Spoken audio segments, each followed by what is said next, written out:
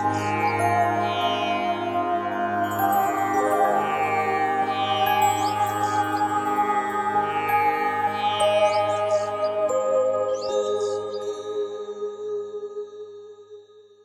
MC दोस्तों, programme रोग एवं निदान में आप सभी का बहुत बहुत स्वागत है। दोस्तों, पेट यानी स्टमक कितना महत्वपूर्ण हिस्सा है हमारे शरीर का, ये तो हम सब जानते ही हैं। खाना खाने से लेकर उसके पचने तक व मल के रूप में उसका शरीर से बाहर आने तक हर चीज पेट से जुड़ी हुई है। अब अगर किसी व्यक्ति के पेट में उसके द्वारा खाया गया खाना नहीं पच रहा तो इस मामले में उस व्यक्ति को काफी सारी परेशानियों का सामना करना पड़ता है, जैसे गलत खान पान की विधि की वजह से एवं अधिक फास्ट फूड व कब्ज वाली चीजों का अत्यधिक उपयोग करने की वजह से लोगों का पेट ठीक नहीं रह पाता और उसके फलस्वरूप जो रोग सामने आता है वो है पाइल्स यानी कि बवासीर। जो सबसे आश्चर्यचकित करने वाली बात है वो है सामने आने वाले आंकड़े, जिनमें दिन पर दिन बवासीर के रोगियों की तादाद यानी कि संख्या बढ़ रही है। ये रोग होता क्यों है एवं गलत खान पान के अलावा भी अगर इसका कोई कारण है तो वो क्या है और आयुर्वेद में इस समस्या का क्या कोई उपाय मौजूद है, इन तथ्यों पर आज बात करेंगे हमारे प्रोग्राम रोग एवं निदान में, जिसे आईएमसी खास आपके लिए लेकर आया है। एक बार फिर से आप सबका मैं बहुत बहुत स्वागत करती हूं। हमारे साथ यहां मौजूद हैं हमारे एक्सपर्ट्स, जिनसे हम बवासीर के बारे में विस्तार से जानेंगे। तो आइए सबसे पहले उनका स्वागत करते हैं। डॉक्टर नेत्री, डॉक्टर हिमांशु, प्रोग्राम में आपका बहुत बहुत स्वागत है। Good IMC. डॉक्टर हिमांशु, सबसे पहले आपसे जानना चाहूंगी कि अर्श आखिर है क्या, हमारे दर्शकों को बताइए। जरूर। देखिए, आयुर्वेद में बहुत ही छोटी चीज में ही इसका पूरा व्याख्यान कर दिया गया है। अरिवत प्राणात शृणोति इति ही अर्शः, इसमें बता दिया है कि जैसे एक कील होती है, जैसे एक चुभने वाली कोई पदार्थ होता है, जैसे वो हमारे शरीर में चुभने से पीड़ा उत्पन्न होती है, वैसे जो अर्श है वो एक कील के समान, एक कांटे के समान कॉन्टिन्यूसली हमारे शरीर को पीड़ा देता रहता है। इसी पीड़ा देने वाले एक गांठ को अर्श बोला जाता है। अर्थात जो मांस कीलक यानी मांस की कील गुद मार्ग में यानी रेक्टम में हमारे जो लैट्रिन का रास्ता है उसमें अवरोध उत्पन्न करके मनुष्य को शत्रु के समान कष्ट देती है और उसे नष्ट कर देती है, उसे अर्श कहते हैं। आधुनिक मतानुसार जब गुद द्वार के अंदर चारों ओर शिराएं जो कि श्लेष्मा कला के नीचे रहती हैं, वह जब उग्र दाह होता है, जब उसमें जब जलन होती है, तो परिणाम स्वरूप बार बार ऐसा होने पर छोटे छोटे अर्बुद यानी छोटे छोटे कीले बन जाती हैं मांस की शिराओं की, जिसको हम लोग अर्श कहते हैं। अर्थात इस अवस्था में मलाशय की शिराएं अंदर बाहर टेढ़ी मेढ़ी फूल जाती हैं, साथ ही वहाँ की जो त्वचा है टाइट एवं कंट्रैक्टेड हो जाती है। इस प्रकार अंगूर के समान मस्सों का निर्माण होता है। जिन लोगों को कब्ज की शिकायत रहती है उनको पेट साफ करने के लिए बहुत अत्यधिक जोर लगाना पड़ता है, जिससे खून की शिराएं बार बार फूलती हैं और यही स्थायी रूप लेकर एक स्थिति उत्पन्न कर देती है जिसको हम पाइल्स कहते हैं। इसी स्थिति में अगर खून का रिसाव होने लग जाए और इस अवस्था को हिमोरॉइड्स बोला जाता है। जी, बहुत खूब। डॉक्टर नेत्री, अर्श के प्रकार क्या हैं? जी, आधुनिक मतानुसार अर्श 3 प्रकार का माना गया है, इंटरनल पाइल्स, एक्सटर्नल पाइल्स और कंबाइंड पाइल्स। और आयुर्वेद के मतानुसार इसको मुख्यतः 6 भागों में बांटा गया है। ये जो मत है आचार्य सुश्रुत एवं आचार्य माधव का है और आचार्य चरक के अनुसार अर्श 2 ही प्रकार के हैं, सहज और उत्तरकालज।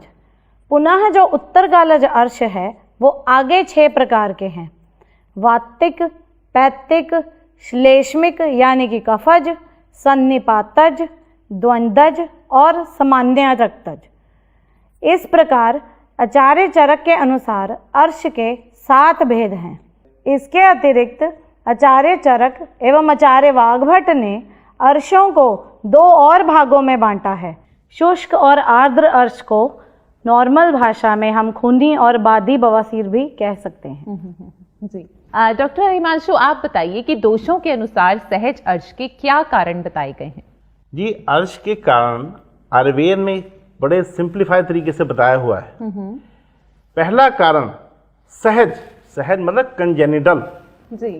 अब आप कई बच्चों में देखें, कई छोटे छोटे बच्चों को भी पाइल्स है। बिल्कुल। तो इसका कारण क्या है? यानी कि जो मातृत्व बीज है, यानी कि जो माता की तरफ से बीज आया हुआ है, तो जब हमारे जब रिप्रोडक्शन के बाद जब हमारे बच्चा ग्रो कर रहा होता है, उस दौरान कुछ चीजें ऐसी होती हैं जो माता की तरफ से आती हैं, कुछ ऐसी चीजें होती हैं जो पिता की तरफ से आती हैं। लेकिन आयुर्वेद में बड़ा स्पेसिफाई कर दिया गया है इसमें कि जो बीज, यानी कि जो जीन्स, जो चीज हमारे गुदवल्ली को बनाती है, जो हमारे रेक्टम को बनाती है, वो माता की तरफ से आती है। और अगर उसमें दुष्टि है या पहले से आते हुए कोई दोष है, तो बच्चा बचपन से ही पाइल्स का शिकार होगा। जी, बिल्कुल। तो इसको कंजेनिटल बोलता है, सहज बोला जाता है, जो कि बहुत मुश्किल से ठीक होता है। और कई बार तो ये ठीक होता ही नहीं है। हम लोग पूरा इसकी चिकित्सा करने के बावजूद भी ये बार बार अपना असर दिखाता रहता है। जी। आचार्यों ने इसमें बोला है, तत्र हेतु सौत्याना बल बीजोपतातः अर्श बीजम उपतिथि मादा पितृ प्रचारतः।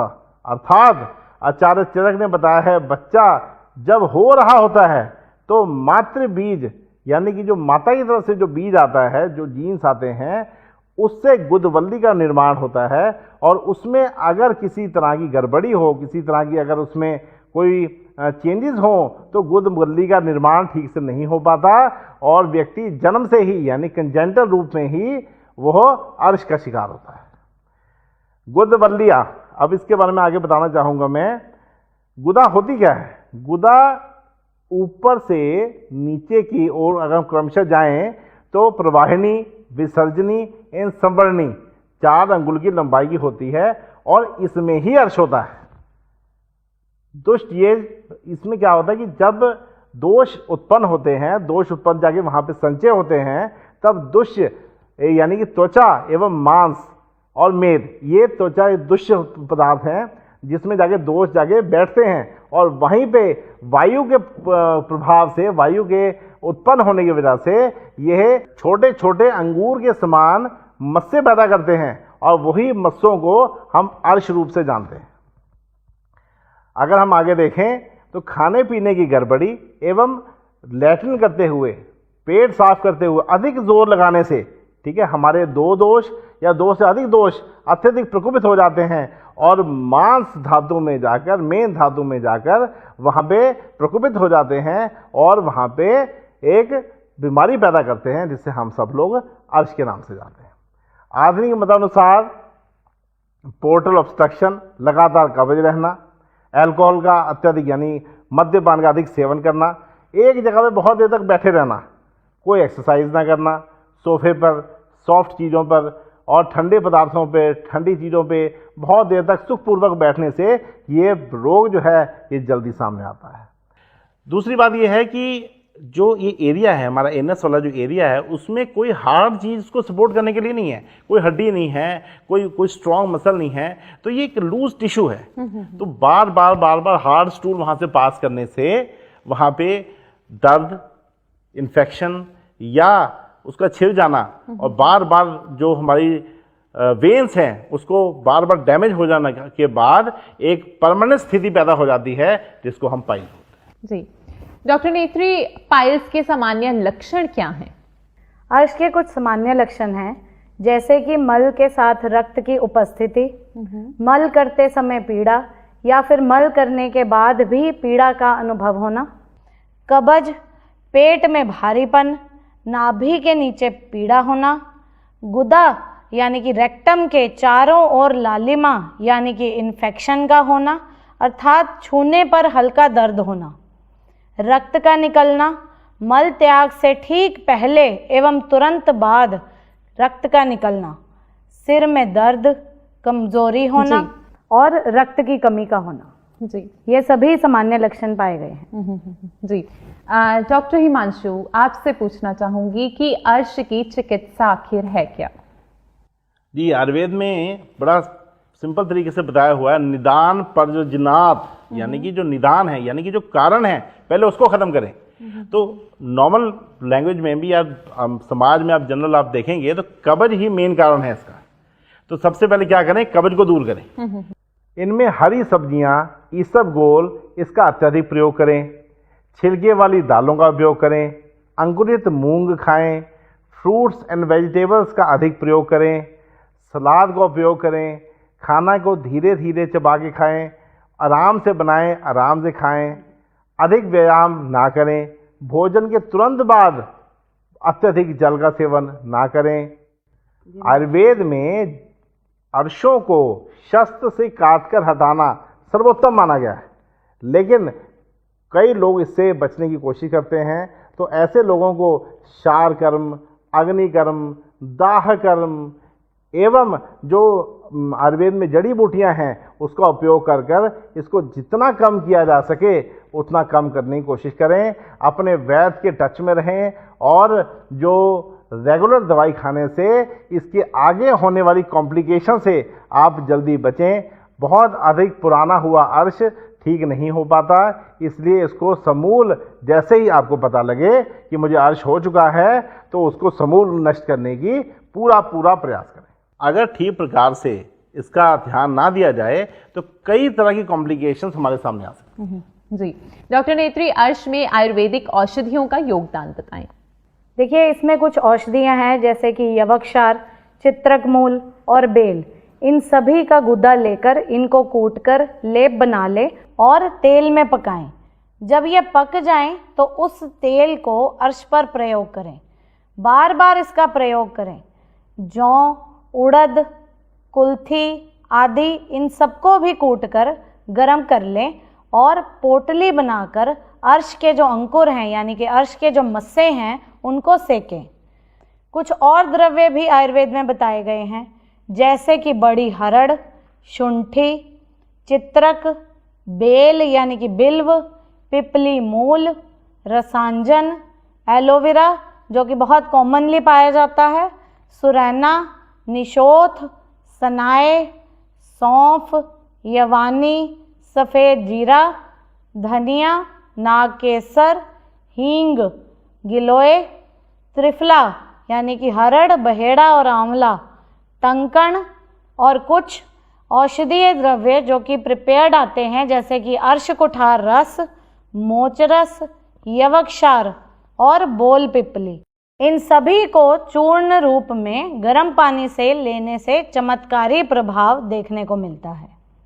यही योग सही मात्रा में आईएमसी द्वारा पाइल्स अवे के रूप में बनाया गया है, जिसकी 2-2 गोली दिन में 2 बार सेवन करने से हर तरह की पाइल्स में लाभ मिलता है। गुदा प्रदेश में जिन लोगों को दर्द यानी कि पेन, जलन, भारीपन, लालिमा, खुजली की समस्या होती है या जिन लोगों को खूनी या बादी किसी भी तरह की पाइल्स होती है वह इसका सेवन तुरंत करके लाभ पा सकते हैं।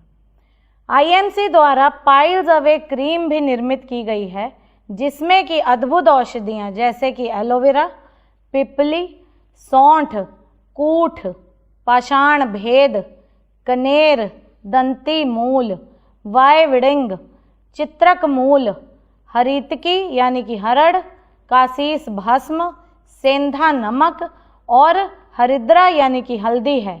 इन सभी जड़ी बूटियों से तैयार ये क्रीम बहुत ही लाभकारी है। इसको प्रभावित क्षेत्र पर लगाने से सूजन यानी कि स्वेलिंग, जलन ठीक हो जाती है और तुरंत ही शीतलता यानी कि ठंडक का एहसास होता है। कब्ज को दूर करने के लिए आईएमसी द्वारा निर्मित एलोवेरा जूस और एलो संजीवनी का तुरंत सही मात्रा में उपयोग करें। एलोवेरा लिव केयर टैबलेट्स लेने से ये असर कई गुना बढ़ जाता है। कब्ज़ के जो रोगी हैं वे आईएमसी की फ्रेश मॉर्निंग टैबलेट्स का इस्तेमाल कर सकते हैं। जी बिल्कुल, आईएमसी के हर प्रोडक्ट की बात करें तो इनकी क्वालिटी बेहद उच्चतम है और इनका प्रयोग करने से मुझे लगता है आप रोग से हमेशा मुक्त रह सकते हैं। आपका प्रोग्राम में आने के लिए बेहद शुक्रिया। उम्मीद करते हैं प्रोग्राम्स में आगे भी आपसे मुलाकात होती रहेगी। फिलहाल आपसे इजाजत लेना चाहेंगे। Good IMC. Good IMC. दोस्तों, जैसे कि हमारे एक्सपर्ट्स ने बताया कि बवासीर न केवल एक आम बल्कि एक बहुत ही तकलीफदेह रोग है। इसका कारण कुछ भी हो सकता है, जैसे कि फास्ट फूड, ठंडे खाद्य पदार्थों का सेवन, नरम सोफे पर बैठना, एक्सरसाइज ना करना या फिर कभी कभी जन्म से ही व्यक्ति इस रोग से पीड़ित होता है। ऐसे में हमें चाहिए कि हम सादी जीवन शैली की तरफ लौटें और अपने श्रम करने के तरीकों को भी बदलें। ऐसा करने से ही हम एक स्वस्थ जीवन जी सकते हैं। दोस्तों, आज के लिए बस इतना ही। अब आपसे इजाजत लेना चाहूंगी। अगली बार फिर मुलाकात होगी हमारे इस प्रोग्राम रोग एवं निदान में, जिसे आईएमसी द्वारा आप तक पहुंचाया गया है। फिर किसी नए रोग पे चर्चा होगी और उसका आयुर्वेदिक समाधान भी होगा। तब तक के लिए बने रहिए हमारे साथ। Good IMC।